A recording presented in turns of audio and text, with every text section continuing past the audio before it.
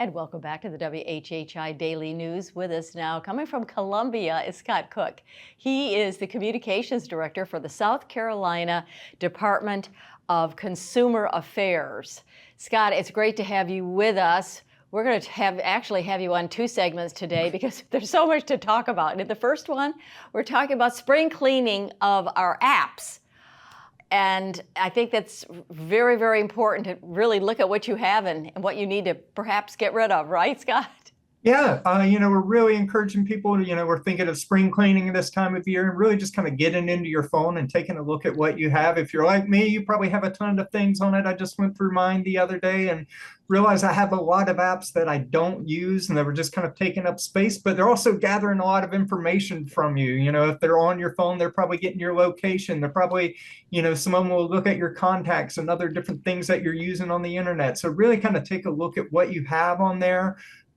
Delete those things that you're not using. It will save you space, but it's also saving you information that you're giving somebody. They're collecting all that data about you. So if you're not using that app, why keep it on your phone? Really kind of take a look at those things and get rid of them if you're not using them. And it's also just a good time too to look at what apps you have on there and know what features they're maybe accessing about you. You can go into those settings of your phone and look at the data that they're collecting and just kind of see what permissions you've given them. You may be giving them permission to look at your location, to use your microphone, to look at your contacts. So just kind of go through that and know what you're allowing those apps to use. So, Scott, talk a little bit more about how do we find out again what those particular apps are finding out about us? Do we go to the settings, or talk more about that in detail? Yeah, usually if you go into the settings, you can kind of take a look at that, and there's usually a privacy thing in there too, depending on what kind of phone, if it's Apple or Google. But usually in the settings, you can just search for privacy and some of those details will come up, and then it will show you kind of what permissions you've given those different apps, and you can kind of take a look at it. We always laugh, you want to look at that solitaire app and see what you've given it permission to. You're kind of like, why does a solitaire app need to know all my contacts?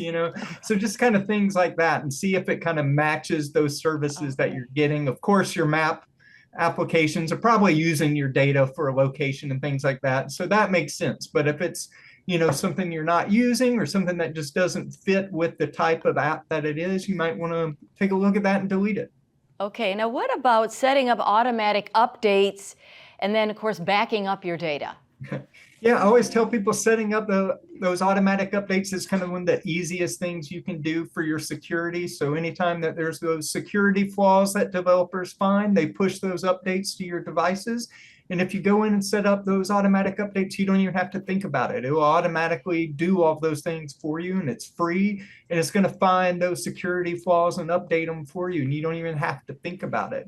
And we also kind of encourage people to back up that data from time to time. That usually is a feature that sometimes you can set it up automatically, but if you're like me, a lot of times you've used all the data, so you kind of have to manually go in and back things up to the cloud and things like that. So just kind of take a look at that from time to time and see how often you're backing those things up, just so if something happens to your phone or to your laptop or those types of things, that you've got some kind of backup plan for all that information. Okay, good. And our final question today is, in this segment, disconnect old devices from your network and recycle them. How do we do that?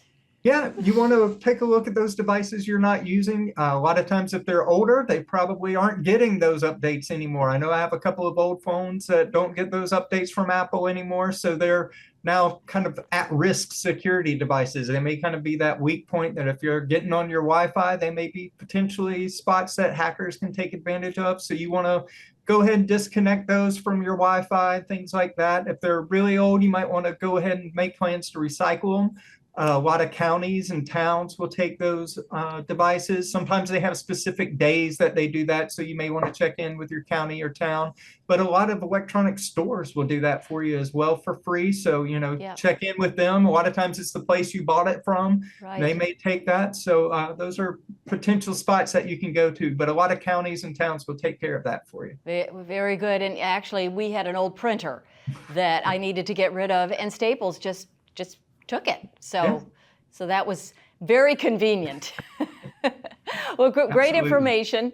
You're a wealth of wonderful knowledge and important information on our digital life, and we're going to continue this discussion. But specifically, Scott, we're going to talk about scams that are coming through our phones and emails and texts and all of that. So Scott Cooke will be right back after this. Stay with us.